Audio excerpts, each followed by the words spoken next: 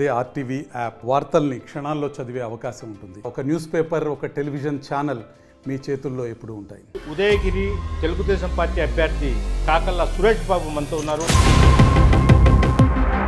రాజకీయాల్లోకి అధికారం కోసం వస్తారు, కారం కావాలి.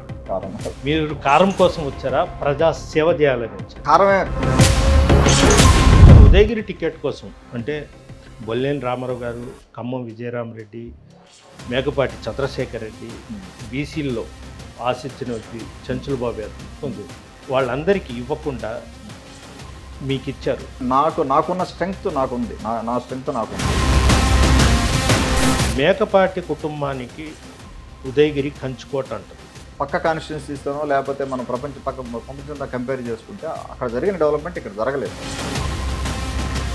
ఉపరాష్ట్రపతి వెంకయ్యనాయుడు గారు ఖండించి ఇప్పటి వరకు అందరూ ఇక్కడ ఎమ్మెల్యేలకు చేసిన ఈ ప్రాంతం అట్నే ఉంది, మెట్ట ప్రాంతంగానే ఉంది. ఒక రెండు సామాజిక వర్గాలు, బలమైన సామాజిక వర్గాలు. జగన్మోహన్ రెడ్డి ప్రభుత్వం ఈ 5 ఏళ్లలో మీరు ఎలా చూశారు? ఇప్పుడు అసలు మన క్యాపిటల్ ఏంటో తెలియదు. జాబ్ క్రియేషన్ ఎక్కడ పోయిపోతారు, ఎక్కడికి వెళ్తారు, ఇంకా హైదరాబాద్ పోవాలి మళ్ళీ. వెల్కమ్ టు ఆర్టీవీ, నేను మీ గయాజ్ని. ఈరోజు మా ముఖ్య అతిథి వచ్చి ఉదయగిరి తెలుగుదేశం పార్టీ అభ్యర్థి కాకళ్ళ సురేష్ బాబు మనతో ఉన్నారు. ఆయనతో మాట్లాడదాం. సార్ నమస్తే. నమస్కారం. ఎలా ఉన్నారు సార్? బాగా జోష్తో పాటు బాగా బిజీ కూడా అయింది. 3 డేస్ అయింది మనకు.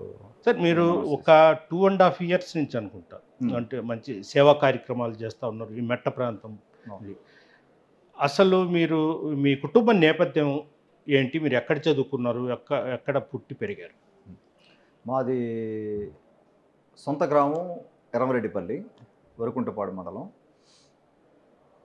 వరకుంటపాడు మండలం ఉదయగిరిలో ఉన్న 8 మండలాల్లో ఒకటి, ఒక మూలకు ఉంటుంది. మా నాన్నగారి దాదాపుగా 5-6 జనరేషన్స్ అనుకుంటా అక్కడి నుంచే గ్రో అయ్యారు. తర్వాత మనకు అక్కడ ఉన్న పరిస్థితులను బట్టి నీటి సమస్య ఉండడం, తర్వాత దూరం అయిపోవడం, బెటర్ లైఫ్ కోసం మైగ్రేట్ అవ్వడం జరిగింది పేరెంట్స్ కూడా. నా స్కూలింగ్ బుచ్చిరెడ్డిపాళెంలో జరిగింది. దాదాపుగా 6th grade నుంచి ఇంటర్మీడియట్ వరకు ఆ 7 years ఒకటే బిల్డింగ్లో గవర్నమెంట్ కాలేజీలో చదువుకున్నాను. బుచ్చిరెడ్డిపాళెం గవర్నమెంట్ కాలేజీలో చదువుకున్నాను. గవర్నమెంట్ కాలేజీలో అది ఇంటర్మీడియట్ అయ్యాక అప్పుడు ఎంసెట్ ఎగ్జామ్స్ అన్నగారి గవర్నమెంట్ 83లో వచ్చిన తర్వాత, ఇంతకుముందు మనం ఇంజనీరింగ్ చేయాలి అంటే ఇతర స్టేట్స్కి వెళ్ళాల్సి వచ్చేది, మహారాష్ట్ర కానీ లేకపోతే పక్క స్టేట్స్కి వెళ్ళి ఇంజనీరింగ్ డొనేషన్స్ కట్టి చదువుకోవాల్సిన పరిస్థితి. ఇక్కడ రావాలి అంటే వెరీ ఫ్యూ కాలేజెస్ ఉండే, వెరీ కాంపిటేటివ్ ఉండేది. అన్నగారి పుణ్యం అని ఆయన వచ్చిన తర్వాత కొన్ని ప్రైవేట్ కాలేజెస్లో క్యాపిటేషన్ ఫీ తగ్గించి మనకు దాదాపుగా నేను చదివినప్పుడు 6500 రూపీస్ ఉండేది పర్ 1 yearకి.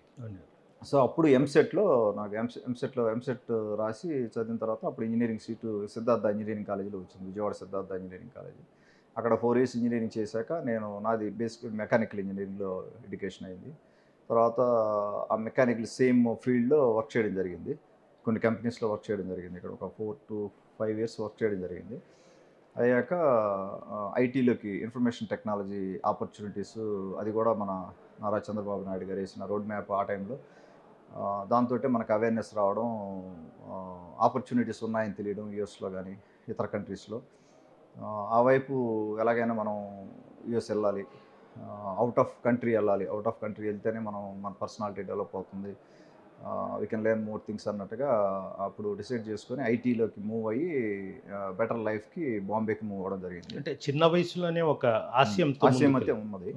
అంటే బెటర్ లైఫ్ వెళ్ళాలి, మనం ఏదో ఒకటి చేయాలి, మనకు ఆపర్చునిటీ ఎక్కడుందో మనం అక్కడికి వెళ్ళాలి అన్నది చిన్నప్పటి నుంచే ఉంది. నేను మాస్టర్స్కి వెళ్ళడానికి కూడా ట్రై చేశాను కానీ అది అవ్వలేదు నాకు అప్పుడు యూఎస్కి వెళ్ళడానికి. సో ఇట్లా మనకు అవకాశం వచ్చింది. అప్పుడు IBM మెయిన్ ఫ్రేమ్స్ అని Y2K ఇష్యూ వచ్చిన్నది అప్పుడు. సో ఆ Y2K ఇష్యూలో ఆ ప్రాజెక్ట్స్ బాగా యూఎస్ నుంచి ఇక్కడికి రావడం, క్లయింట్స్ రావడం, వాళ్ళు వచ్చి ఇంటర్వ్యూలు చూసుకోవడం, అట్లా 2000లో బాంబే నుంచి నాకు ఆపర్చునిటీ వచ్చింది. బాంబేలో ఒక ఫ్యూ ఇయర్స్ వర్క్ చేశాను సేమ్ ఐటీలోనే. యూఎస్ వెళ్ళడం జరిగింది 2000లో యూఎస్ వెళ్ళాక రెగ్యులర్గా జాబ్స్, అందరూ ఫస్ట్ 1 or 2 years స్ట్రగుల్స్ ఉంటాయి అక్కడ. సెట్ కావడానికి సిటీస్ అటు ఇటు చేంజ్ అవ్వడం, ఒక సిటీలో ఉండలేకపోవడం, రకరకాలుగా ఒక 5-6 states మారడం జరిగింది. ఫైనల్గా నేను 2006లో రాలీ, నార్త్ కెరోలినాస్ అంటారు, సౌత్ కెరోలినా, నార్త్ కెరోలినా అని. ఆ నార్త్ కెరోలినా స్టేట్లో రాలీ అనే సిటీలో అక్కడి నుంచి 2006 మూవ్ అయ్యాను. అక్కడి నుంచి ఇప్పుడు వరకు ఇప్పుడు అక్కడే ఉన్నాం, సెటిల్ అయ్యి అక్కడే ఉన్నాం. జాబ్ కానీ తర్వాత మా తమ్ముడు కూడా యూఎస్ రావడం జరిగింది. నేను, మా బ్రదరు, మాకు సిస్టర్స్ ఎవరు లేరు. తమ్ముడు కూడా యూఎస్ రావడం జరిగింది. తను వెటర్నరీ ఫీల్డ్. సో తను వచ్చిన తర్వాత మా వ్యాపారాలు అవి హాస్పిటల్ ఇండస్ట్రీలో వ్యాపారాలు క్లిక్ అవ్వడం. అంటే తానా అసోసియేషన్లో కూడా మీరు ప్రెసిడెంట్గా పనిచేసి అక్కడ తెలుగు వారికి సేవలు కూడా చేపట్టారు. నేను 2000లో వెళ్ళినప్పుడు అప్పుడే మ్యారేజ్ చేసుకుని వెళ్ళడం జరిగింది. సో కిడ్స్ దాంతో నేను ఒక 5-6 ఇయర్స్ ఫ్యామిలీతోనే ఉండడం జరిగింది. అయిన తర్వాత 2007-8లో అప్పుడు మూవ్ అయినప్పుడు అక్కడి నుంచి కొద్దిగా వాలంటీర్ వర్క్ చేయడం, అక్కడ టెంపుల్స్. అక్కడ ఏంటంటే యూఎస్లో ఇక్కడ లాగా ఉండదు. మనం ఏం చేసినా, ఇంట్లో చేసినా కూడా వైఫ్ అండ్ హస్బెండ్ ఆ 4 హ్యాండ్సే వర్క్ చేయాలి. మనకేమి వర్కర్స్ ఉండరు ఇంట్లో, అట్లా మేడ్స్ అట్లా ఆ కాన్సెప్ట్ లేదు అక్కడ. ఏదో మంత్లీ వచ్చేసి వెళ్తుంటారు. కానీ దాంతో ఏంటంటే ఈవెన్ బయట అవుట్ సైడ్ కూడా మనం సపోజ్ ఒక వెంకటేశ్వర స్వామి గుడి కట్టుకోవాలంటే మనమే వాలంటీర్స్, అక్కడ వాళ్ళే తలా చేసి వాలంటీర్ వర్క్ చేయడం, వీకెండ్స్ చేయడం, వర్క్ నుంచి వెళ్ళిన తర్వాత ఈవినింగ్స్ వర్క్ చేయడం, అలా చేసి గుడిలో వాలంటీర్ వర్క్ అటువంటి కొన్ని రోల్స్ చేయడం జరిగింది. అయిన తర్వాత అక్కడ లోకల్గా తెలుగు అసోసియేషన్ ప్రెసిడెంట్గా చేయడం జరిగింది ఒక 2 ఇయర్స్. అది అయిన తర్వాత తానా టీమ్ స్క్వేర్ అని ఒక వింగ్ ఉంది. ఆ తానా టీమ్ స్క్వేర్ వింగ్ కంప్లీట్గా సర్వీస్ వింగ్. అది ఆ సర్వీస్ వింగ్లో నేను చైర్మన్గా చేశాను రీసెంట్గా. తర్వాత దాదాపుగా ఒక 8 ఏళ్ళు నేను ఆ టీమ్ స్క్వేర్లో వర్క్ చేయడం జరిగింది. ఏదన్నా ట్రాజడీస్ జరిగినప్పుడు అక్కడి నుంచి ఇక్కడికి మనం ఫ్యామిలీ ఇక్కడ మూవ్ చేయడం, అంటే ఏదైనా డెత్ అయినప్పుడు అక్కడి నుంచి ఇక్కడికి మూవ్ చేయడం ఒకటి. తర్వాత ఇదంతా వాలంటీర్ వర్క్. బేసిక్గా తెలుగు ఫ్యామిలీలో ఏ కష్టం వచ్చినా కూడా మనం వెళ్ళి వాలంటీర్ వ్యవస్థ ఉంది కాబట్టి వెళ్ళి వాళ్ళకి అండగా ఉండడం, ఏదైనా ఇష్యూ ఉంటే రిజాల్వ్ చేయడం, పోలీస్ డిపార్ట్మెంట్తో వర్క్ చేయడం కానీ, అటార్నీస్తో వర్క్ చేయడం కానీ, గవర్నమెంట్ ఆఫీస్తో వర్క్ చేయడం కానీ, ఒక ఫ్రేమ్ వర్క్ బిల్డ్ చేసాం తానాలో. మోహన్ నన్నపనేని గారని ఆయన స్టార్ట్ చేశారు అది, తానా టీమ్స్ గారు. ఆయన మా సీనియరు. అంటే సేవా కార్యక్రమం మీరు అమెరికాలో నుంచే యుఎస్ నుంచే ఉంది. యాక్చువల్గా నా మెంటాలిటీ యుఎస్ అని కాదు, చిన్నప్పటి నుంచి కూడా ఉంది నాకు అది. నేను ఈవెన్ ఎలిమెంటరీ స్కూల్ నుంచి కూడా క్లాస్లో లీడర్గా ఉండడం, ఏదైనా పక్కన ఫ్రెండ్స్కి ఏదైనా అవసరం వస్తే వెళ్ళడం. తర్వాత నేను స్టూడెంట్ ఆర్గనైజేషన్స్లో ఉన్నాను. స్టూడెంట్ ఆర్గనైజేషన్లో ఎలక్షన్స్లో పార్టిసిపేట్ చేసాము. ఇంటర్మీడియట్లోనే ఎలక్షన్స్ పార్టిసిపేట్ చేసాము. ఈవెన్ ఇంజనీరింగ్లో కూడా నేను ఒక ఏదో ఒకటి లీడ్ రోల్ తీసుకొని నా వంతు సహాయాన్ని చేసేవాడిని. ఎక్కడైనా కష్టం ఉంది అంటే రెస్పాండ్ అయ్యే మనస్తత్వం అది. మనకేమైనా చేయగలమా అని ముందు ఆలోచిస్తాను. ఆలోచించిన తర్వాత మనం చేయగలిగింది, మన శక్తి ఉంటే చేస్తాను. అంటే ఉదయగిరి నియోజకవర్గంలోని మీరు ఉదయగిరి మెట్ట ప్రాంతంలో ఎందుకు ఎన్నుకున్నారు సేవా కార్యక్రమం? అది ఏంటంటే మేము మొదటి నుంచి నాకు ఉంది. మాది తెలుగుదేశం కుటుంబం, తెలుగుదేశం పార్టీ కుటుంబం. మా నాన్నగారు మా వీరాభిమాని, పెద్ద చంద్రబాబు గారికి నాకు ఆయన అదేంతో సంబంధం చాలా ఇంట్రెస్ట్లో చెప్పాను. ఆయన విజనరీ. కానీ మొదటి నుంచి తెలుగుదేశం కుటుంబం మాది. దాంతో ఆ అభిమానంతో మేము అక్కడ ఎన్ఆర్ఐ టీడీపీ యాక్టివిటీస్ కానీ అది కంటిన్యూ చేస్తున్నాము. సో వెళ్ళి ఇక్కడ ఉన్న రాజకీయ వ్యవస్థలో మనం సర్వైవ్ అవ్వాలన్నా, లేకపోతే పెద్ద స్కేల్లో బిగ్ స్కేల్లో మనం సర్వీస్ చేయాలన్నా కూడా ఫైనాన్షియల్గా మేము ఫ్యామిలీ ముందు మేము నిలబడాలి, మా కాళ్ళ మీద మేము నిలబడిన తర్వాత ఫైనాన్షియల్ స్ట్రెంగ్త్ వచ్చిన తర్వాత ఏదన్నా చేద్దాము అని చెప్పి ఒక నిర్ణయానికి వచ్చున్నాం. ఇప్పటి నుంచో ఉంది అది. సో మాకు ఇప్పుడు ఆ స్ట్రెంగ్త్ వచ్చింది. తర్వాత పిల్లలు కూడా సెటిల్ అవుతారు, కొంత టైం దొరికింది మాకు. అలాగే మా వైఫ్ కానీ, మా తమ్ముడు ఫ్యామిలీ కానీ అందరూ ఫ్యామిలీ అంతా హోల్ ఫ్యామిలీ సపోర్ట్ చేసినందువల్ల థింక్ చేయడం మొదలెట్టాం. అంటే ఎప్పుడు వెళ్దాం మనం, ఏది రైట్ టైము, వెళ్ళి మనం ఒక సర్వీస్ వింగ్లోకి వెళ్ళి సర్వీస్ స్టార్ట్ చేసి స్లోగా మనం పార్టీకి ఏమైనా వర్క్ చేయడానికి అవకాశం ఉందా అన్నట్టుగా ఆలోచిస్తూ ఉన్నాం. ఆ టైంలో బొల్లేని రామారావు గారు వేరే పరిచయాల వల్ల రామారావు గారు పరిచయం అవడం. ఫస్ట్ ఉదయగిరి ప్రాంతానికి ఉదయగిరి ప్రాంతానికి అయితే బొల్లేని రామారావు గారి ద్వారానే పరిచయం అయింది చంద్రబాబు నాయుడు సార్. కాకపోతే అంతకుముందు కలిసి ఉన్నాం. సార్ని కలవడానికి మామూలుగా ఎన్ఆర్ఐలకి పెద్ద ఇష్యూ ఏం కాదు, మీకు అందరూ తెలిసి నెట్వర్క్ ఉంటుంది. సో మామూలుగా కలవడం జరిగింది. కానీ ఈ పర్పస్ ఆ మీటింగ్ మటుకు కేవలం అది that is about Udayagiri constituency. ఇప్పుడు మీరు ఉదయగిరి మెట్ట ప్రాంతాల్లో అన్నా క్యాంటీన్స్, అదేవిధంగా ఎన్టీఆర్ ఆరోగ్య సంజీవని అని ఒక వ్యాన్ పెట్టి మొత్తం విలేజెస్ మొత్తం తిరిగి సేవకరు, అసలు ఆ రెండు పెట్టడానికి కారణం ఏంటి? ఆ రెండు ఎందుకు సో నేను మీకు ఇంతకుముందు చెప్పినట్టుగా ఇక్కడికి వచ్చాం, డిసైడ్ చేసుకుని. ఇది మీరు అడిగారు కదా, ఇది ఎక్కడ ఎందుకు ఈ ప్రాంతానికి ఎందుకు వచ్చారంటే, ఇది మా సొంత కాన్స్టిట్యున్సీ, సొంత ఊరు కాబట్టి మాకు ఇక్కడ ఉన్న ప్రాబ్లమ్స్ తెలుసు. అలాగే నేను ఒక 6 months సర్వే చేసుకోవడం జరిగింది. మా టీంని పెట్టి సర్వే చేసుకొని ఇక్కడున్న సమస్యల్ని మా మీద స్పష్టమైన అవగాహన వచ్చిన తర్వాత సమస్యలన్నీ లిస్ట్ చేసుకొని మనం ఏ సమస్యలు అయితే మనం అడ్రస్ చేయాలి, ఇమీడియట్ నీడ్ ఏంటి అంటే సాగునీరు, తాగునీరు, పెద్ద పెద్ద ప్రాజెక్టులు అవి అంత శక్తి మనకు లేదు, అవి వాటిని అడ్రస్ చేసే అంత గవర్నమెంట్ హెల్ప్ లేకుండా ఈ చిన్న చిన్న సమస్యలు ఏమైనా ఉంటే మనం డీల్ చేయగలం, ఏదన్నా మనం నియోజకవర్గానికి ఏదైనా చేయగలం అని చెప్పి మొదలెట్టి చూసుకుంటూ వస్తే ఆ సర్వేల నుంచి వచ్చిన రిజల్ట్స్ ఇవి అంతా. ఈ మేము చేసిన ప్రాజెక్ట్స్ అన్నీ కూడా షేపప్ అయినాయి. మీరు అడిగినట్టుగా సంజీవిని, ఎన్టీఆర్ సంజీవిని ఆరోగ్య రథం అది నా ఐడియా ఏం కాదు. అది ఆల్రెడీ మంగళగిరిలో ఉంది, అప్పటికి హిందూపురంలో ఉంది, కుప్పంలో ఉంది, సార్ కాన్స్టిట్యున్సీలో కూడా ఉంది.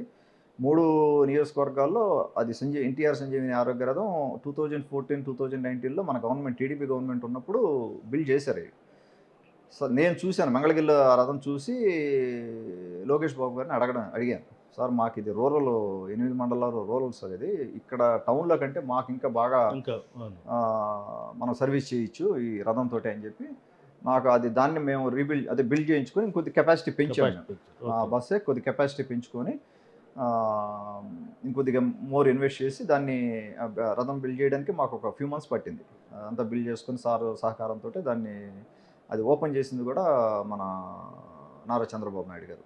సార్ మామూలుగా బడా పారిశ్రామికవేత్తలు, అదేవిధంగా వ్యాపారస్తులు మొత్తం రాజకీయాల్లోకి అధికారం కోసం వస్తారు, కారం కావాలి. మీరు కారం కోసం వచ్చారా, ప్రజా సేవ చేయాలని వచ్చారా? మాకు కారం లేదు, ఏం లేదండి. అసలు వాటి కోసం మనం రాలేదు. ఇంకోటి కూడా డబ్బుల కోసం వచ్చారనేది అంటుంటారు, అవన్నీ కాదు. మేము మొదలెట్టింది ఇక్కడ సర్వీస్ స్టార్ట్ చేసి మొదలుపెట్టాం. మేము ఎంతో సెటిల్ అయ్యాము. సో కొంత life I want to dedicate to the society back again. ఇక్కడ మనం ఎక్కడైతే గ్రో అయ్యామో ఆ గ్రో అయిన ప్లేస్ నుంచి మనం బ్యాక్ వచ్చి చేయాలనేది ఉన్నది. సర్వీస్తో స్టార్ట్ చేసాం. మా కాకర్లా చారిటబుల్ ట్రస్ట్ ప్లాట్ఫామ్ మీద స్టార్ట్ చేసాము. సో నాకు ఏదో ఒకటి ప్లాట్ఫామ్ కావాలి కాబట్టి నేను ఆ రోజున కాకర్లా చారిటబుల్ మా సొంత ఫ్యామిలీ ట్రస్ట్ ఒకటి పెట్టుకొని దాని మీద నుంచి సర్వీస్ స్టార్ట్ చేసాం. సో నన్ను ఏ పార్టీ కూడా, ఇప్పుడు టీడీపీ వచ్చి అడగానే సార్ ఎత్తిన పెట్టుకోరు కదా నన్ను. నన్ను నేను ప్రూవ్ చేసుకోవాలి, నన్ను నేను కాన్స్టిట్యున్సీకి పరిచయం చేసుకోవాలి. సో ఆ వేలో నేను అది చారిటబుల్ ట్రస్ట్ పెట్టుకొని మా ప్రోగ్రామ్స్ చేసాము. అలాగా రాజకీయంగా అవకాశం వస్తే ముందుకు వెళ్ళి ఉండేవాడు. రాజకీయంగా అవకాశం వస్తే ముందుకు వెళ్దాము, లేకపోతే సర్వీస్ కంటిన్యూ చేస్తా ఉన్నాం. ఎప్పటికప్పుడు పార్టీ మనకు అవకాశం ఇస్తుంది, ఆ హోప్ ఉన్నది. మొదటి నుంచి కూడా టీడీపీ కుటుంబం కాబట్టి ఒక పవర్ అనేది వచ్చిన తర్వాత మోర్ చేయొచ్చు. నాకున్న నాలెడ్జ్ తోటే, మాకు ఎన్ఆర్ఐ కమ్యూనిటీ నాలెడ్జ్ కానీ, మాకున్న దాదాపుగా ఉన్న ఎక్స్పీరియన్స్ అవని రకరకాల దేశాలు తిరుగున్నాము. డెవలప్మెంట్ ఎలా చేయాలో తెలుసు. అంటే ఇక్కడ ఈ కాన్స్టిట్యున్సీలో నేను చూసింది ఊరికే వాటర్ గురించి, సాగునీరు తాగునీరు లేదనేది సమస్య ఒకటి పెద్దదిగా మనకు కనపడతా ఉంటుంది. అదొకటే కాకుండా నేను మిగతావి కూడా అడ్రస్ చేయొచ్చు. ఇక్కడ మన అవకాశం ఎక్కువగా వలసలు కూడా వలసలు వెళ్ళిపోతున్నారు. వేసవి కాలం వస్తే పనులు లేక వలసలు ప్రధానంగా పరిశ్రమలు ఉదయగిరి నియోజకవర్గంలో ఎంతో అవసరం కావాలి. పరిశ్రమలు రావడానికి నీరే ఉంటేనే పరిశ్రమ రావాలనేది ఏం లేదు. మేము చాలా సిటీస్ చూస్తున్నాం, అమెరికాలో చూసాం, బయట దేశాల్లో చూసాం, మన ఇండియాలో కూడా చూసాం. సో మనకు మనసు పెట్టి చేస్తే డెఫినెట్గా మనం ఇండస్ట్రీస్ తీసుకురావచ్చు ఇక్కడికి.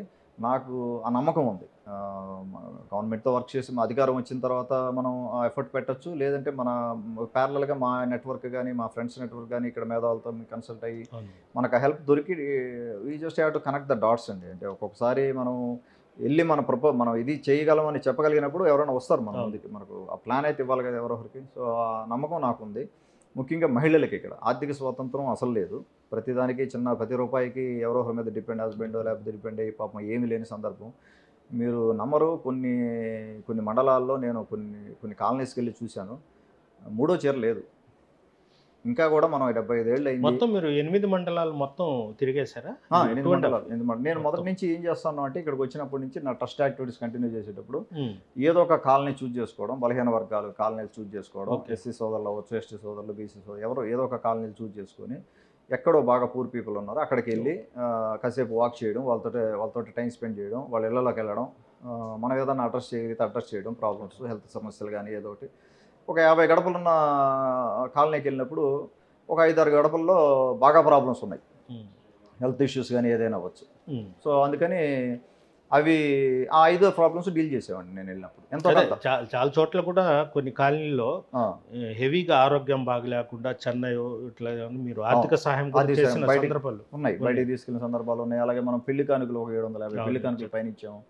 సో కష్టం ఉంది అనుకున్నప్పుడు అక్కడికి వెళ్ళినప్పుడు ఆ కష్టం చూసినప్పుడు ఎంతో కొంత మనం నా శక్తి మేరకు నేను అడ్రస్ చేసేదానికి ట్రై చేశాను. ప్లస్ నోట్ డౌన్ చేసుకున్నాం అక్కడ సమస్య ఏంటి, మనం రేపొద్దున మనం ఇంకేదైనా చేయగలమా, చేయాలని. గవర్నమెంట్ వచ్చిన తర్వాత చేయగలమా, ఈవెన్ నాకు టికెట్ వచ్చినా రాకపోయినా పార్టీ అధికారంలోకి వస్తుంది డెఫినెట్గా వస్తుంది, నాకు ఎటువంటి డౌట్ లేదు. పార్టీ అధికారం లాగానే మనకున్న నెట్వర్క్ యూజ్ చేసుకొని వర్క్ చేసుకొని కొంత డెవలప్ ఏదో ఒకటి చేయొచ్చు అన్న ఉద్దేశంతో నేను మొత్తం డేటా కూడా ప్రిపేర్ చేసుకున్నాను. డేటా సార్ ఉదయగిరి టికెట్ కోసం అంటే బొల్లేని రామారావు గారు, ఖమ్మం విజయరామరెడ్డి, మేకపాటి చంద్రశేఖర్ రెడ్డి, బీసీల్లో ఆశించిన వ్యక్తి చెంచుల బాబు యాదవ్ మొత్తం చేశారు. వాళ్ళందరికీ ఇవ్వకుండా మీకు ఇచ్చారు. అంటే మీ సేవా కార్యక్రమాలు ఉండొచ్చు, అదేవిధంగా మీకు లోకేష్ బాబు చాలా సన్నిహితంగా ఉంటారు, కొన్ని సంవత్సరాల నుంచి మీరు ఈ సేవా కార్యక్రమం చేస్తున్నారని గుర్తించే ఇచ్చారని భావించవచ్చా? అలా ఏం కాదండి, సన్నిహితంగా ఉండడం అనేది కాదు. ఇప్పుడు ఏంటంటే ఈ రోజున రాజకీయ వ్యవస్థ మీరు చూస్తే అటు సైడు వైఎస్ఆర్సీపీ పార్టీ, ఇటు సైడు టీడీపీ, 2 పార్టీలు, 2 ప్రాంతీయ పార్టీలు, 2 ప్రాంతీయ పార్టీల మధ్యన ఈ రోజున మనం గత 2014 నుంచి 19 వరకు జరిగితే ఏం జరిగిందనేది అందరూ చూశారు. ఎంత కొంత ప్రజావేదిక దగ్గర నుంచి మొదలెడితే డిస్ట్రాయ్ చేయడం కానీ రకరకాలుగా చాలా కార్యక్రమాలు అయినాయి. తర్వాత అది చూసిన తర్వాత పార్టీలో కూడా టీడీపీ మన టీడీపీ పార్టీలో కూడా ఖచ్చితంగా మనం పవర్లోకి రావాలి. ఎంతో ఎంతో ఎంతో మేధో మదనమో లేకపోతే ఎంతో డేటా వర్క్ సర్వేలు కూడా చేయించుకొని మొత్తం చాలా చాలా చేస్తుంటారు సార్. నాకే చాలా సర్వేలు వచ్చినాయి, నేను సర్వేలు చూశాను. ఎన్నో రకాలుగా సర్వేలు కానీ ఐవీఆర్ఎస్ కానీ రకరకాలుగా అన్నీ చూసుకొని వాళ్ళు అన్నీ బ్యాలెన్స్ చేసుకొని చేసుంటారు. అది అంతేగాని సన్నిహితంగా అనేది ఏముండదు. ప్లస్ నాకున్న స్ట్రెంగ్త్ నాకుంది, నా స్ట్రెంగ్త్ నాకుంది. ఒకటి, నేను న్యూ పర్సను. తర్వాత రెండోది చదువుకున్నాను, బయట ప్రపంచం చూస్తున్నాను, డెవలప్మెంట్ ఎలా చేయాలో తెలుసు నాకు. నేను కొన్ని యూజ్ కేసెస్ చెప్పున్నాను. ప్లస్ నేను ఈ 1.5 ఇయర్లో నేను చేసి చూపెట్టాను. 1.5 ఇయర్లో నాకున్న తక్కువ టైంలో 2.5 ఇయర్స్ క్రితం మొదలెట్టినా కూడా యాక్టివ్ వర్క్ ఒక more than 1.5 year to 2 years చేసి ఉంటాము. సో ఈ టైం ఫ్రేమ్లో నేనేం చేయగలను అనేది చేసి చూపెట్టాను. సొంత నిధులతో కూడా చేశాను. సొంత నిధులతో నా స్కిల్స్ యూజ్ చేసి మేము ఫ్యామిలీ నుంచి చేయగలిగాం, ఫ్యామిలీ సపోర్ట్ తోటి. సో అది ఒకటి చూసి ఉండొచ్చు. ఎడ్యుకేషన్, ఇప్పుడు లోకేష్ బాబు గారు కూడా మనం యూఎస్లో చదివి వచ్చారు, స్టాన్ఫోర్డ్. ఆయన బయట ప్రపంచం చూస్తున్నారు. అలాగే మన చంద్రబాబు నాయుడు గారు, గౌరవ ముఖ్యమంత్రి, మాజీ ముఖ్యమంత్రి చంద్రబాబు నాయుడు గారు కూడా బయట చూశారు, బయట సింగపూర్ కానీ బయట కంట్రీస్ కానీ చూశారు, డెవలప్మెంట్ ఎలా చేయాలనేది. ఆయన ఒక విజన్ తోటి ఏదో ఒకటి చేస్తూ ఉన్నారు. ప్రతిసారి ఏమవుతున్నదంటే అది కంటిన్యూ అవ్వాలి. ఆయన ఒక విజన్ని పెట్టుకొని వర్క్ చేసుకుంటూ వెళ్ళేవాళ్ళు, మళ్ళీ గవర్నమెంట్ పోవడం, పవర్ పోవడం, మళ్ళీ మొదటికి తీసుకురావడం, మళ్ళీ మొదలెట్టడం, ఇట్లా ఈ తంతు జరుగుతూనే ఉంది. 2014 నుంచి 19 దాకా ఆయన కష్టం ఆయన చేశారు. ఒక కొలిక్కి తీసుకొస్తున్నారు. ఇంకొక టర్మ్ లేకపోతే 2 టర్మ్స్ ఉంటే ఒక కొలిక్కి వచ్చి ఉండేది ఇది. సో అది మళ్ళీ మధ్యలో బ్రేక్ పడింది. టోటల్ మీద కొద్దిగా బొల్లేని రామారావు గారు అంటే మీరు అన్న పిలుస్తారుగా. అంటే నాకు ఇక్కడికి వచ్చినప్పుడు నాకు బంధుత్వం ఉందని తెలీదు వాస్తవంగా. ఇక్కడ వచ్చాక బంధుత్వం విపరీతంగా ఉన్నారు, నాకు బంధు సరిగ్గా కొద్దిగా అలిగినట్టున్నారు. ఏమైనా అంత సెటరైట్ అయిపోద్దని నమ్మకం ఉందండి నాకైతే. అదేమి అంటే వాళ్ళు చెప్పడం ఏంటంటే, అంటే రామారావు గారు నాకేం చెప్పలేదు, మిగిలిన వాళ్ళు అంటే కావుల్లో కావ్య కృష్ణారెడ్డికి టికెట్ ఇచ్చే ముందు సీనియర్స్ ఆశావాదులను మొత్తం పిలిపించుకొని చంద్రబాబు నాయుడు, మీకు రేపు పార్టీ అధికారంలో ఖచ్చితంగా వస్తుంది, మీరు పార్టీ కోసం పనిచేయాలి అని ఈ అభ్యర్థిని మేము నిలబెడుతున్నాం. ఆ టైపు ఇక్కడ ఉదయగిరి నియోజకవర్గంలో జరగలేదు అనేది వాళ్ళ ప్రశ్న. నాకున్న ఇన్ఫర్మేషను కొంతవరకు జరిగిందని అనుకుంటున్నాను నేను. అంటే సార్ అయినా కూడా పార్టీ హైకమాండ్ అది పెద్ద వ్యవస్థ, అది ఒక ప్రాసెస్ ఉంటుంది, ప్రతిదానికి ఒక ప్రాసెస్ ఉంటుంది అని అనుకుంటున్నాను. ఒకవేళ జరగలేదు అనుకోండి, మీరు అధిష్టానం దృష్టికి తీసుకెళ్ళి వాళ్ళని అందరినీ కూర్చొని పెట్టి ప్రయత్నాలు నాకు అంత శక్తి లేదు గయాస్ గారు. నేను ఏంటంటే నేను ఒక యాస్పిరెంట్ని, నా కష్టం నేను చేశాను ఇక్కడ. నా మీద నమ్మకంతో కొత్తవాడినైనా కూడా నా సర్వీస్ చూసో లేకపోతే నా క్యాలిబర్ చూసో సార్ నాకు అవకాశం ఇచ్చారు. లోకేష్ బాబు గారు అయినా అవ్వచ్చు, మా సార్ అవ్వచ్చు, సత్యనారాయణ గారు అవ్వచ్చు, చూసి నాకు అవకాశం ఇచ్చారు. నిజంగా నా అదృష్టం అది. మీరు కరెక్టే సురేష్ బాబు గారు చెప్పేది. అంటే మనము పార్టీని ముందుకు తీసుకుని పోవాలా, చంద్రబాబు నాయుడు సీఎం చేయాలా అనే ఆశయంతో అందరూ పనిచేయాలి. వాళ్ళకు కూడా మీరు కూడా కలుపుకొని వెళ్ళాలిగా. డెఫినెట్గా కలుపుకొని వెళ్తాం, అందులో నాకు ఎటువంటి ఇది లేదండి, నాకు అసలు ఏమి లేవు. ఇప్పుడు అందరిని కలుపుకొని భేజాలు ఏం ఏం లేవు, లేవు. నాకు అసలు ఏమి లేవండి, నాకు అసలు ఏమి లేవు. ఇది ఇది ఎవరి పర్సనల్ సమస్య కాదు కదా, ఇది ఎవరి మధ్య ఇండివిజువల్స్ మధ్య ఉండే పర్సనల్ సమస్య అయితే కాదు. రామారావు గారి మీద మాకు చాలా గౌరవం ఉంది, సోదర సమానులు. అసలు పర్సనల్గా మా ఇద్దరికి అసలు ఏ ఫ్రిక్షనో లేదు. రాజకీయంగా ఏంటంటే ఆయన ఇక్కడ ఉన్నారు, ఆయన ఆయన యాస్పిరెంట్ అయ్యారు, నేను యాస్పిరెంట్ అయ్యాను. ఇంకొకటి చంద్రబాబు నాయుడు అదేవిధంగా లోకేష్ బాబుకు ఒకసారి ఎమ్మెల్యే టికెట్ ఇచ్చారు, చాలా సంబంధాలు. మన రామారావు ఎక్కడ పోతాడులే అన్నట్టు వాళ్ళు కూడా చాలా అనుకోవచ్చు. నాకు అంత రాజకీయంగా అంత అనాలిసిస్ చేసి నేను అంత చేసే శక్తి కూడా నాకు లేదు. నేనైతే మంచిగా జరుగుద్దని నేను కోరుకుంటున్నాను. రామారావు గారు డెఫినెట్గా నాకు ఒక ముందు నన్ను నడిపిస్తారని అనుకుంటా ఉన్నాను. ఆ సహాయ సహకారాలు ఉంటాయని నాకు ఎటువంటి డౌట్ లేదు, ప్రయత్నం జరుగుతూ ఉంది. సురేష్ బాబు, ఇంకొకటి మేకపాటి కుటుంబానికి ఉదయగిరి కంచుకోట అంటారు. సుమారు 30 years నుంచి రాజమోహన్ రెడ్డి కావచ్చు, అదేవిధంగా మేకపాటి చంద్రశేఖర్ రెడ్డి కావచ్చు, ఇప్పుడు వైఎస్ఆర్సీపీ నుంచి మేకపాటి రాజగోపాల్ రెడ్డి, మీరు గట్టిగా ఢీ కొట్టగలరా? డెఫినెట్గా అండి, డెఫినెట్గా ఢీ కొట్టగలడం. మనకు మేమేమి అక్కడే అమెరికా అంటే బయట ఉన్నందువల్ల ఇక్కడ విషయాలు తెలుసుకోకుండా ఏమి లేను నేను. ప్రతిదీ తెలుసు, ప్రతిసారి ప్రతి టర్మ్లో ఏం జరిగింది తెలుసు. మేకపాటి కుటుంబం ఎన్ని టర్మ్స్ ఇక్కడ అధికారంలో ఉన్నారో తెలుసు. ఇండిపెండెన్స్ వచ్చింది 75 ఏళ్ళు అయింది ఇండిపెండెన్స్ వచ్చిన తర్వాత. దాదాపుగా ఎక్కువ సార్లు వాళ్ళే అధికారంలో ఉన్నారు.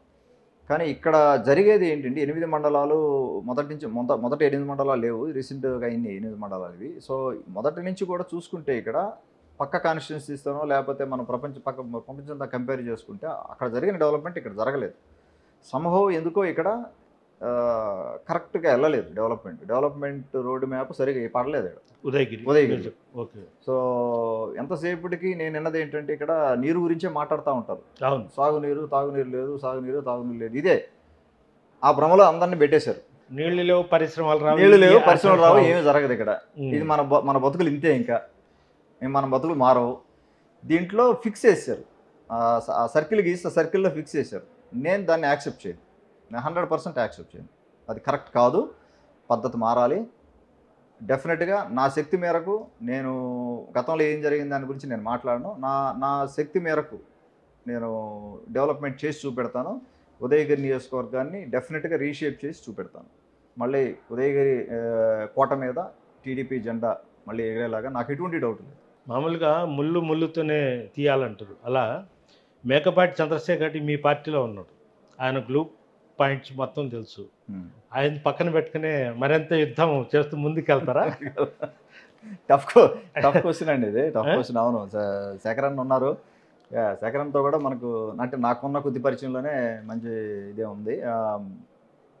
టఫ్ క్వశ్చన్ అది. ఒకటని నేను అనట్లేదు, సెక్రటరీ గారు అనట్లేదు, ప్రీవియస్ లీడర్షిప్ నా గురించి నేను మాట్లాడట్లేదు.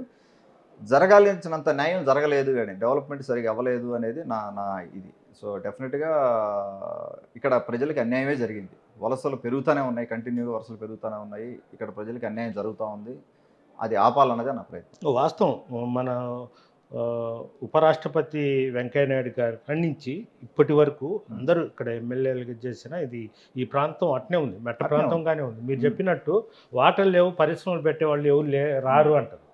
మీరు చెప్పేది అది కరెక్టే. అయితే మీరు ఈ 2.5 yearsలో ఇక్కడ సమస్యలు ఏం గుర్తించారు? అదేవిధంగా మీరు విలేజెస్కి వెళ్ళినప్పుడు ప్రజలు ఎలాంటి సమస్యలు మీ దృష్టికి తీసుకొచ్చారు? ఒకటండి, ఒక 2 సామాజిక వర్గాలు, బలమైన సామాజిక వర్గాలు ఇక్కడ అనుకుంటారు, బయట అనుకోవడానికే అది. నేను కొన్ని వందల కుటుంబాల లోపలికి వెళ్ళి చూశాను, గడప లోపలికి వెళ్ళి చూసినప్పుడు ఇదంతా బయట అనుకోవడం వరకే.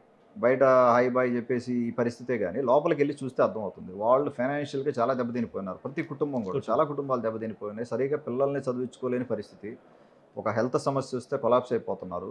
ఇంకా కొన్ని మీరు బలహీన వర్గాల్లోకి వెళ్తే ఇంకా దారుణమైన పరిస్థితి. కొన్ని సీతారాంపురం మండలంలో కొన్ని కాలనీస్కి వెళ్ళి చూశాను, కొన్ని ఉదయగిరిలో మన సోదరులు, ముస్లిం సోదరులు వాళ్ళ కాలనీల్లో వాళ్ళ ఇళ్లలోకి వెళ్ళి కొన్ని ఇళ్లలోకి చూశాను. ఇది చాలా దారుణమైన పరిస్థితి కాదు గారు. అది అసలు నేను యాక్సెప్ట్ చేయలే. కొన్ని చాలా దారుణంగా ఉంది పరిస్థితి. అసలు మనం ఇదేంది ఇట్లా ఉన్నాం మనం, ఇంకా ఇంకా ఏంది ఇది, అటవీ ప్రాంతం నివసిస్తున్నామా ఇంకా ఏంటిది ఇది ఇది చెప్పాను కదా మీకు. మూడో చీర లేదంటే చూడండి, ఆలోచించండి. ఎలా బట్టలు కూడా కట్టుకోవడానికి బట్టలు సరిగా లేకుండా ఉండడం ఏంటండి. 75 ఏళ్ళు అయింది ఇండిపెండెన్స్ వచ్చి. మనం ఏం చేస్తున్నాం, ఎక్కడికి పోతున్నాము. సో మీరు చెప్పినట్టుగా ఒక కుటుంబ వ్యవస్థ పతనం అయిపోతూ ఉంది. ఇక్కడ సమస్యలు ఏమున్నాయని అన్నారు కదా మీరు. ఒక లెట్స్ సే ఒక ఇద్దరు పిల్లలు ఉన్న కుటుంబం, చిన్న ఆర్థిక చిన్న హెల్త్ సమస్య ఏదైనా వచ్చినా కూడా ఒక స్టంట్ వేయించుకోవడం, లేకపోతే ఏదైనా చిన్న ప్రాబ్లం వచ్చిన ₹1,00,000 ఖర్చు అయితే ఫ్యామిలీ కొలాప్స్ అయిపోతుంది. ఇక్కడ కంప్లీట్గా ఫ్యామిలీ కొలాప్స్ అయిపోతుంది. ఆ డబ్బులన్నీ ఖర్చు పెట్టి చేయించేస్తున్నారు. ఆరోగ్యశ్రీ ఏమీ పని చేయడం లేదు. నాకు తెలిసి ఎన్నో ఫ్యామిలీస్తో మాట్లాడాను నేను. ఆరోగ్యశ్రీ నుంచి ఏమీ ఉరగటం లేదు. ఖరీదైన జబ్బు వస్తే గోయిందా, ఫ్యామిలీ గోయిందా ఇంకా అంతే. వాళ్ళు కనీసం ఉన్న ఆస్తులు అన్నీ అమ్మేసుకొని చేసేస్తున్నారు హాస్పిటల్ ఖర్చు. ఎందుకంటే లౌడ్ వన్ బాధల్లో ఉంది. అంటే వైఎస్ఆర్ ప్రభుత్వం మేము ఆరోగ్యశ్రీ ఇస్తున్నాం, అది చేస్తున్నాం, పేద ప్రజలు. నేనైతే చూడలేదు. నేను చాలా ఫ్యామిలీలకు హెల్ప్ చేస్తున్నాను. ఆ ఫ్యామిలీల దగ్గర నుంచి నేనైతే ఆరోగ్యశ్రీ సరైన పద్ధతిలో ఏదో ఒకటి 2 హాస్పిటల్ అయితే పనిచేస్తే మీ రథం ఎందుకు వెళ్ళాల్సి వస్తుంది? అవసరం లేదు కదా. మేము ఎన్టీఆర్ సంజీవిని ఆరోగ్య రథం నుంచి 29,000 మందిని చూసాం. 29,000 మంది మన బస్సు ఎక్కి దిగారు. ప్రివెంటివ్ టెస్టింగ్ అవ్వచ్చు, ఎంతో మందికి గుండె జబ్బులు రాకుండా ఆపగలిగాం. కొంతమందికి బీపీ అంటే తెలియదు, అసలు బీపీ మిషన్ చూడలేదు వాళ్ళు. ఇప్పుడు ఎప్పుడు లైఫ్లో బీపీ మిషన్ చూడని వాళ్ళు కూడా చాలా మందిని చూశాను. నేను స్వయంగా వెళ్ళి చాలాసార్లు మాట్లాడే వాళ్ళతో. అప్పటికప్పుడు ఈసీజీ టెస్టులు చేయించుకోవడం, కొన్ని బ్లడ్ వర్క్ కొంత చేయించడం, కొన్ని సబ్బులు బయటపడడం, వాళ్ళని హాస్పిటల్కి పంపించడం, నెల్లూరుకి కొంత మనం సహాయం చేసేదానికి ట్రై చేసాం. అంటే ఫర్దర్ డ్యామేజ్ జరగకుండా. ఆ ప్రివెంటివ్ టెస్టింగ్ అనేది జీరో ఇక్కడ. అంటే వేరే కాన్స్టిట్యున్సీలో కూడా ఉండుండొచ్చు సమస్య. నేను ఈ కాన్స్టిట్యున్సీలో అయితే నేను చూసింది అయితే ప్రివెంటివ్ టెస్టింగ్ జీరో. సురేష్ గారు, మీరు మంచి విద్యావంతులు, విదేశాల్లో అక్కడ కొన్ని పరిశ్రమలు ఏర్పాటు చేశారు, ఉద్యోగం చేశారు, మొత్తం చూస్తున్నారు, ప్రపంచాన్ని చూశారు. అయితే ఉదయగిరి ప్రాంతానికి ఏం ఏర్పాటు చేస్తే ఈజీగా ఇక్కడ డెవలప్ అయ్యే అవకాశం? ఒకటి మనం ఇమ్మీడియట్గా మనం అడ్రస్ చేయాల్సింది హెల్త్ సమస్య. ఒక మనిషి సడన్గా స్ట్రోక్ వస్తే ఆ మనిషికి ట్రీట్మెంట్ వచ్చేసరికి మనిషి చనిపోతున్నాడు. దాదాపుగా 1.5 గంట పడతా ఉంది హాస్పిటల్కి తీసుకెళ్లేదానికి కానీ, ప్రాబ్లం అడ్రస్ చేయడానికి కానీ. అట్లా ఎంతోమంది చనిపోయారు. ఆ ప్రాబ్లం ఒకటి ఇమీడియట్గా అడ్రస్ చేయాలి. హాస్పిటల్ కెపాసిటీ పెరగాలేడా, ఎమర్జెన్సీ వ్యవస్థ ఉండాలి. Emergency treatment. నెల్లూరు నుంచి ఉదయగిరికి 100 కిలోమీటర్లు. సీతారాంపురం చూసుకుంటే ఒక 40 ఉంటాయా, 50? సీతారాం ఇంకా ఎక్కువ. అంటే హార్ట్ పేషెంట్ ని నెల్లూరు తీసుకుని పోవడానికి 3-4 గంటలు పడుతుంది. అది ఈ రోడ్స్లో. ఈ రోడ్లు ఇప్పుడు మరీ దారుణంగా ఉన్నాయి రోడ్స్. ఈ రోడ్స్లో తీసుకెళ్లాలంటే వాళ్ళు మధ్యలోనే కప్పుకూలిపోతున్నారు. అదొకటి మనం అడ్రస్ చేయాలి. హెల్త్ క్రైసిస్ విపరీతంగా ఉందండి. 8 మండలాల్లో హెల్త్ క్రైసిస్ విపరీతంగా ఉంది. రెండో సమస్య ఏంటంటే, మన ఈ గవర్నమెంట్ అవ్వచ్చు, లేకపోతే ఇంకో రకంగా అవ్వచ్చు, మద్యానికి బానిస అయిపోయి ఉన్నారు. మద్యానికి బానిస అయిపోయి డ్రింక్ చేసి డ్రైవ్ చేయడం, వీటన్నిటి వల్ల అటువంటి యాక్సిడెంట్స్ నేను చాలా చూశాను. ఈ ఒకటి. కొన్ని అవేర్నెస్ ప్రోగ్రామ్స్ లేవు. ఏమవుతుందో తెలియదు. యూత్ కూడా మత్తు బానిస అయిపోతున్నారు, మత్తులో పడిపోతున్నారు. ఆ ముందు అది హారిబుల్ లిక్కర్ ఒకటి ఇక్కడ స్ప్రెడ్ వాడుతూ ఉన్నారు. అదొకటి. ఈ రోడ్లు చూసుకుంటే, రోడ్లు ఎంత వెడల్పోయిన రోడ్లు ఉన్నా కూడా ఈ చిన్న రోడ్లో కూడా యాక్సిడెంట్స్ అవుతున్నాయంటే అది మరీ హారిబుల్. అసలు అయ్యే అవకాశం లేదు. ఈ రోడ్ల మీద యాక్సిడెంట్స్ అవుతా ఉన్నాయి. అదొకటి. తర్వాత మనకు ఆడపడుచులకి నేనేమనుకుంటున్నానంటే, ఆడపడుచులకి మనం కానీ ఇండస్ట్రీస్ కానీ ఒక ఇండస్ట్రీ కానీ పెట్టగలిగితే, కనీసం ఒక 5,000 మంది ఆడపడుచులకి కానీ మనం కానీ ఉద్యోగం కానీ ఇక్కడ ఇవ్వగలిగితే, ఇంటర్మీడియట్ చదివినంత వరకు. ఇంటర్మీడియట్ చదివిన తర్వాత ఉద్యోగం క్రియేట్ చేయాలంటే కొంత టైం పడుతుంది. అది కనీసం ఇంటర్మీడియట్ చదివినంత వరకు అయినా కొంతమందికి ఆడపడుచులకి కానీ మనం కానీ ఒక 5,000 జాబ్స్ అన్నా క్రియేట్ చేయగలిగితే that would make lot of difference. తర్వాత యూత్కి ఇంటర్మీడియట్ చదివినంత వరకు ఇంకొక 5,000 ఎంప్లాయ్, కనీసం ఒక 10,000 ఉద్యోగాలు కానీ మనం కానీ ఇక్కడ క్రియేట్ చేయగలిగితే కొంతవరకు మనం ప్రాబ్లం అడ్రస్ చేసిన యూత్ ఫ్యామిలీ వాళ్ళ. లేదంటే వాళ్ళకి ఏమైపోతుందంటే 200-250 కూలికి పోవడం, పని ఉంటే చేసుకోవడం, పని లేకపోతే గమ్ముకుండడం. మీ వరికుంటపాటి దగ్గర కూడా మనసు ఫౌండేషన్ పెట్టి డిజిటల్ ఇది కూడా పెడుతున్నారు కదా, మన స్టార్ హాస్పిటల్లో పెడుతున్నారు వాళ్ళు. నాకు తెలియదు. మీ సొంత సార్, చివరిగా మీరు అంటే జగన్మోహన్ రెడ్డి ప్రభుత్వం ఈ 5 ఏళ్లలో మీరు ఎలా చూశారు? ఎలా చూసేది ఏముందండి, అది బాగా అందరికి తెలిసిందే. ఇది మళ్ళీ నేను కొత్తగా చెప్పే సబ్జెక్ట్ ఏం లేదు ఇందులో. 2014 నుంచి 19 వరకు దాదాపుగా ఏమన్నా జాబ్స్ క్రియేట్ అయినాయా? ఏమి లేవు. ఒక కొత్త న్యూ ఇండస్ట్రీ రాలేదు, జాబ్స్ క్రియేట్ అవ్వలేదు, అంటే అభివృద్ధి జరగలేదంట. క్యాపిటల్ లేదు, అభివృద్ధి జరగలేదని అది బ్రాడర్గా చెప్పేది. బట్ డీటెయిల్కి వెళ్ళి చూస్తే మనం క్యాపిటల్ లేదు, క్యాపిటల్ అవసరమా అంటారు. మనం మన గవర్నమెంట్లో బాబు గారు అంత కష్టపడి ఒక అమరావతి బిల్డ్ చేయడానికి ట్రై చేస్తే దాన్ని మళ్ళీ 3 ముక్కలు ఆడ చేశారు. 3 ముక్కలు ఆడ చేసి ఇప్పుడు అసలు మన క్యాపిటల్ ఏంటో తెలియదు. జాబ్ క్రియేషన్ ఎక్కడ పోయిపోతారు, ఎక్కడికి వెళ్తారు, ఇంకా హైదరాబాద్ పోవాలి మళ్ళీ. సో ఇంకా రకరకాలు ఉన్నాయండి. దాంట్లో చెప్పుకుంటూ వెళ్తే ముందు నేను ఇంకా చాలా అడ్రస్ సార్, చేస్తాను. చివరిగా ఉదయగిరి ప్రజలకు, నియోజకవర్గ ప్రజలకు, మీరు విద్యావంతులు, అదేవిధంగా విదేశాల్లో చదువుకొని వచ్చారు, మొత్తం తిరిగారు, 2.5 సంవత్సరాల నుంచి ఇక్కడ సేవా కార్యక్రమాలు కూడా చేపడుతున్నారు. మిమ్మల్ని ఉదయగిరి మెట్ట ప్రాంత ప్రజలు గెలిపిస్తే ఫస్ట్ ఏం చేయబోతున్నారు, ఏం చేస్తారు? ఒకటండి, సరే ప్రజలు చెప్పండి. ఒకటి సాగునీరు, తాగునీరు ప్రాజెక్ట్స్, సోమశిల హై కెనాల్ ఒకటి, తర్వాత మన వెలిగొండ ప్రాజెక్ట్ అవ్వచ్చు, ఇతర ప్రాజెక్టులు అవ్వచ్చు, వాటికి నిరంతర కృషి చేయడం జరుగుతూ ఉంది 5 ఏళ్లలో. మనం గవర్నమెంట్, తెలుగుదేశం గవర్నమెంట్ రాగానే నేను ఎమ్మెల్యే అయిన తర్వాత అదొకటి పెద్ద ప్రాజెక్ట్స్ అవి. అలాగే ఇండస్ట్రీస్ తీసుకురావాలని, ఆడపడుచులకి ఉద్యోగం కల్పించాలి. ఇక్కడ కనీసం ఇంటర్మీడియట్ చదివిన వాళ్ళ వరకు, కానీ ఆడపిల్లలకి ఆడపడుచులకు ఉద్యోగం కల్పించాలని, యువతకి ఇక్కడే ఉపాధి కల్పించాలని, 8 మండలాల్లో యువతకు ఉపాధి కల్పించాలి. అలాగే హాస్పిటల్ కెపాసిటీ పెంచాలి, ఉన్న హాస్పిటల్ బెడ్ కెపాసిటీ పెంచాలి, ఎమర్జెన్సీని హ్యాండిల్ చేసే హాస్పిటల్స్ బిల్డ్ చేయాలి. అలాగే ఈ పబ్లిక్ టాయిలెట్ వ్యవస్థ చాలా హారిబుల్గా ఉంది, బయట అదొకటి బిల్డ్ చేయాలని ఉన్నది. అలాగే మేము ఇంకా మినీ మేనిఫెస్టో, ఇంకా చాలా ఐటమ్స్తో మినీ మేనిఫెస్టోతో మీ ముందుకు రాబోతా ఉన్నాను. అవి త్వరలోనే నేను అన్ని డీటెయిల్గా ఎక్స్ప్లెయిన్ చేస్తాను. సో నిజంగా ఈ అవకాశం ఇచ్చి, ఈ 2 ఏళ్ల నుంచి నన్ను ఇంతగా ఆదరిస్తున్న ఉదయగిరి నియోజకవర్గంలోని 8 మండలాల ప్రజలకి ధన్యవాదాలండి. థ్యాంక్ యూ సురేష్ గారు, మీ అమూల్యమైన సమయం కేటాయించింది. థ్యాంక్ యూ గారు. మరిన్ని వీడియోస్ కోసం ఛానల్ ని సబ్స్క్రైబ్ చేయండి, లేటెస్ట్ అప్డేట్స్ కోసం వాట్సాప్ ఛానల్ ని ఫాలో చేయండి, అండ్ లింక్ డిస్క్రిప్షన్ లో ఉంది.